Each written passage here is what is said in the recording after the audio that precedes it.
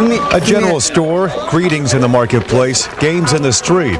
All the elements of a typical community in war-torn Iraq. Shots fired, shots fired. Including a surprise insurgent attack. But this is not Iraq, it's Camp Pendleton, and this is a new training program called Combat Hunter. We liken it to nowhere to run to, nowhere to hide. Greg is the combat specialist leading the Marine Corps' most recent innovation of combat training. The former police officer and his team bring a unique skill of observing, profiling, and tracking an enemy target from both city life and big game hunting to the battlefield. Flak is stuff that we add on to the scenario to make it interesting. It creates an atmosphere where each Marine is a better intel gatherer, a better observer, and definitely has the ability to pick out insurgents and terrorists out of any type of crowd. There we go. Turn down that street, nice and slow. His group of specially trained Marines are looking for certain behavior sets or domains that trigger a red flag. The harder a person tries to conceal one of those domains, the more his human behavior characteristics will stick out. In this scenario, Marines play Iraqi civilians in everyday Iraqi life: soccer, badminton, casual discussion, and the so-called hooligans, those deemed a high-risk priority. Every move, pattern, behavior being watched closely from as far away as 3,000 meters, where Marines with a trained eye are able to see a broader picture and a threat looming on the fringe of town. This man walking with a supposed limp, avoiding attention. 90% of hunting is finding what you're looking for. And then the last 10% is just engaging what you're looking for. Colonel Fred Padilla says combat hunter training teaches Marines to find their enemies before their enemies strike, even in the confusing fog of war. This helps to cut through some of that fog and friction, to enable Marines to understand their situation and make the right decisions. In this exercise, behavior patterns indicate the hooligans here are just a distraction to a larger threat. Remember the man with a limp? Well, now he's attained his place as a sniper, positioned on a nearby rooftop. 3, 2, shots fired, shots fired, shots fired. A big part of combat hunter training is understanding the Iraqi mindset. The difference between an innocent civilian and a probable threat is key. Where is Mecca now? Okay, we pray that direction. We do not face each other as we are praying. We have the missing piece here. We have real Iraqis who have been in Iraq, who've been in Iraqi military and worked side by side with the U.S. forces for the last 3-4 years. So it's more real. We're not affecting the innocent civilians that are out there. We'll be better at doing that. Okay, do me a favor, be on the move. Greg believes this training is doing just that and helping to knock down a major foe, Al-Qaeda. Al-Qaeda, because they've been faced with combat profiling over the last year, is failing miserably. This is Tom Jordan reporting. It is most likely the most unique perspective of a land torn apart by war and dissension. Israel through the eyes of surfers?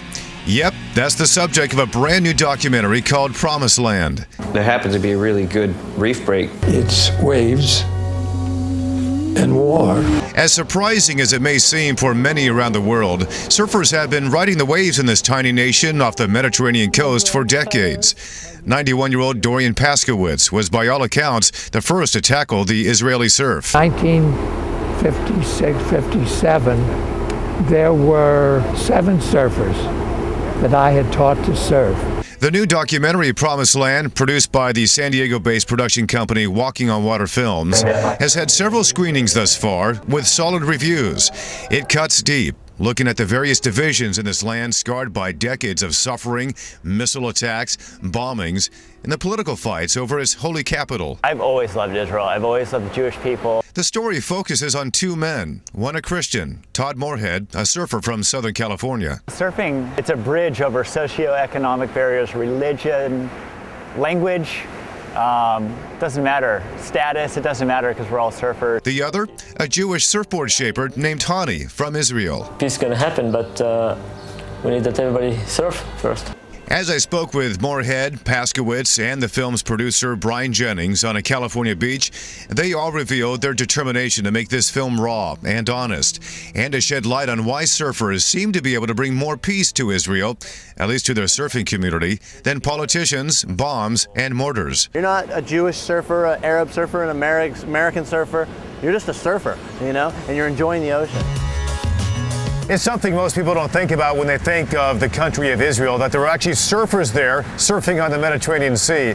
But it turns out there's a lot of surfers in Israel, about 25,000 people, and it's opening up a new dialogue between Christians, Muslims, and the Jews. This is where Yeshua gives this famous, what they call the Olivet Discourse. I think it definitely opens up that dialogue, and now Todd and Hani have that friendship, and that simple friendship, that one true friendship, has now created hundreds of friendships. Former world champion surfer Tom Curran, a Christian himself, plays a major role in this film, capping his week-long surf trip to Israel by spending a full day searching for a young Muslim surfer to give him one of his own surfboards. Just looking for this one kid that lives here and surfs at this point break. I noticed the kid surfs pretty good, and his board was kind of beat up.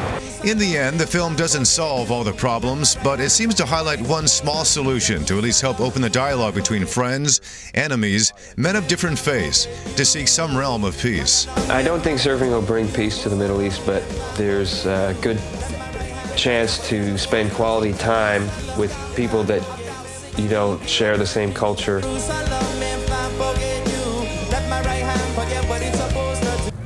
Well, Alan, right now that investigation is still ongoing here at the scene. We're now into hour 7 of that investigation, but I do want to show you the white sedan that the female passenger and the driver were sitting in when it somehow crashed into an Escondido police cruiser. That is apparently when shots were fired. 31, she has a 9-year-old daughter, and now her daughter doesn't have a mom, okay? Anger from a mother who just lost her daughter at the hands of Escondido police. Did she have a weapon on her? No, she did not.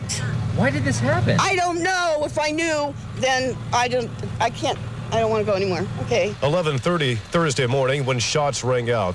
Escondido police fired several rounds into a suspected stolen car. One woman was killed. The entire incident observed by many witnesses who say they saw this white sedan pulling out of this apartment complex on Grand Avenue in Escondido. The girl in the white car crashed into the cop's car and shot her. And they started shooting. Escondido police say they watched as 27-year-old Christopher Ramirez and a woman got into the stolen car. Police tried to block the suspect, but Ramirez rammed into an unmarked patrol car, injuring one officer. He then accelerated again, nearly hitting another undercover officer who was on foot. That officer fired several shots into the vehicle, aiming for the driver. He missed, hitting the female passenger. At that time, our officers went up. They realized that the passenger had been struck by one of those rounds, at least one of those rounds, and they immediately gave first aid to that person. Medics were called. Lieutenant Bob Benton says the woman died a short time later at the hospital. He says the officer who fired the shots likely feared for his life. In an ironic twist, the victim who was killed by police was the same woman who the family says called police in the first place. That we have yet to confirm, and we're not releasing that information at this time. She called Officer Cirillo and let him know that she was going to have him take her to the store. So they knew they were going to the store. They knew they were about to leave the complex, and somehow she was killed. Jessica Carroll says her sister was trying to get her ex-boyfriend out of her life, that she had just called police and arranged a plan, telling police she was going to the store with Ramirez, that they'd be leaving the complex in the stolen white sedan, and to please pull it over. She said, "I'll give you him as long as you leave me out of this," and they killed her. Escondido police say they are trying to figure out exactly what happened, if this was or was not a justified shooting. The family says they already know. How is it you help the cops and you end up dead? Now, if you're traveling in this area of Escondido, this road here on Grand Avenue is shut down between Fairdale and Rose Street in Escondido. They are diverting traffic around that scene here. And right now, the victim's identity has not been released. That is according to Escondido police. We are live tonight in Escondido. I'm Tom Jordan, KUSI News.